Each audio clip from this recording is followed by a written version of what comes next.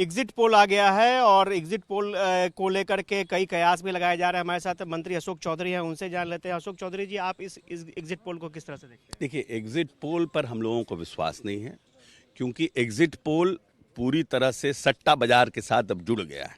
सट्टा बाजार जिसको ऊपर लेके जाता है, एग्जिट पोल उसी को ऊपर दिखा देता है।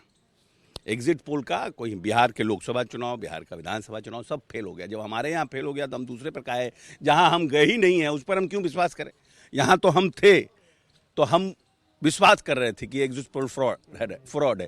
तो जहाँ हम गए नहीं, जहाँ हम प्रचार नहीं किए, वहाँ के एग्जिट पोल पर हम कैसे कमेंट करें? हम तो यही मानेंगे कि वहाँ भी इसी तरह का गड़बड़ी होगा। अच्छा, केंद्रीय मंत्री हैं गिरिराज सिंह, उन्होंने अवैध मदरसों को बंद करने की बात कही है। 3000 से ज़्यादा मदरसों का जिक्र किया है उन्होंने, क्या कहेंगे? नहीं, 3000 मदरसे अवैध हैं तो उसका लिस्ट केंद्र सरकार भेजे बिहार सरकार को, और केंद्र सरकार वैसे अवैध स्कूलों का भी लिस्ट भेजे जो बिना डीओ के परमिशन के, बिना शिक्षा विभाग के परमिशन के चल रहा है।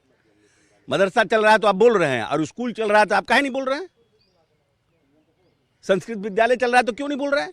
अरे कोई भी अवैध चला रहा है, बच्चों को ही पढ़ा रहा है ना भाई, बच्चों को ही ना पढ़ा रहा है, फिर इसमें क्या विदंगड़ा करना? शिक्षा की शिक्षा कह रहे हैं आप, कि एक एजेंडा चलता है उन मदरसों में, विशेष एजेंडा चलता है। ये सब विदंगड़ा है लोगों का। विशेष आप नहीं चलाते हैं विशेष एजेंडा, आप क्या करते हैं?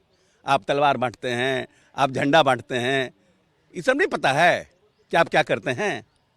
अच्छा, आपने भीम संसद का आयोजन किया, अब बीजेपी भी उसी तर्ज पर अंबेडकर जी के नाम पर एक कार्यक्रम करने जा रही है दिसंबर महीने में। लगता है कि आप लोगों को चुनौती, आप लोगों के कार्यक्रम में जिस तरह से लोग आए, आप लोगों को चुनौती या शक्ति प्रदर्शन? देखिए, दलित समाज असमानता का दंश झेलने वाला समाज, आज भी बहुत सी जगह असमानता है। बहुत से लोग जाइएगा दूर देहात में तो कहेगा, अरे पसिया कहाँ गया, दुसदवा कहाँ गया, चमरवा आया।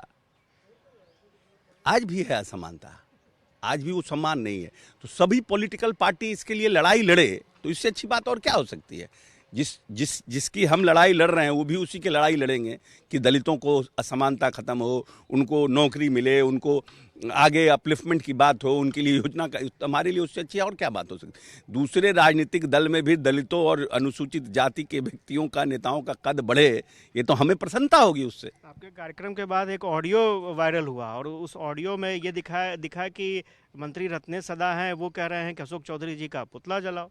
नहीं, ये देखिए, रत्नेश जी वर्कर आदमी हैं और 2010 से लगातार विधायक हैं, नीतीश विचारधारा के पक्के समर्थक हैं।